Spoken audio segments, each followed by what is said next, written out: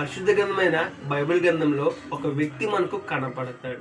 ఆయన చేసింది చిన్న పొరపాటే, అయితే ఆ చిన్నపాటి పొరపాటు పెద్ద నష్టాన్ని తెచ్చిపెట్టిందండి. ఇంతకీ ఎవరా వ్యక్తి అనంటే ఆయనే ఆదాము. ఈ ఆదాము అనే వ్యక్తి పరిశుద్ధ గ్రంథంలోని ఆదికాండము 2, 3, 4, 5 అధ్యాయాల్లో మనకు కనపడతాడు.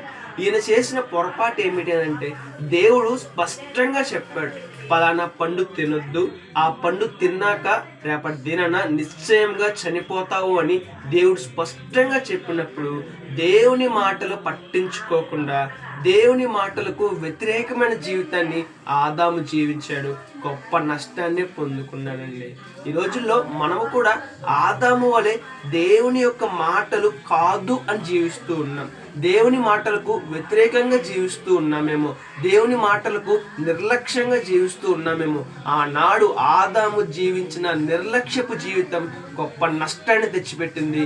ఈనాడు మనం ఎప్పుడైతే నిర్లక్ష్యంగా జీవిస్తామో, దేవుని మాటల పట్ల నిర్లక్ష్యంగా జీవిస్తాము, దేవుని ఉద్దేశాల పట్ల నిర్లక్ష్యంగా జీవిస్తాము, దేవుడు కాదు అన్న వాటిని మనం ఎప్పుడైతే మన జీవితంలో చేస్తామో గొప్ప నష్టాన్ని పొందే అవకాశం ఉంది. కాబట్టి ఈ 2026 సంవత్సరంలో దేవుడు చెప్పినట్లుగా జీవిద్దాం.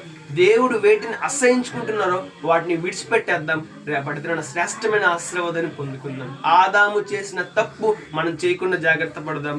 ఆదాము పొందిన ఆ నష్టము పొందకుండా జాగ్రత్త పడదాం. May God bless you.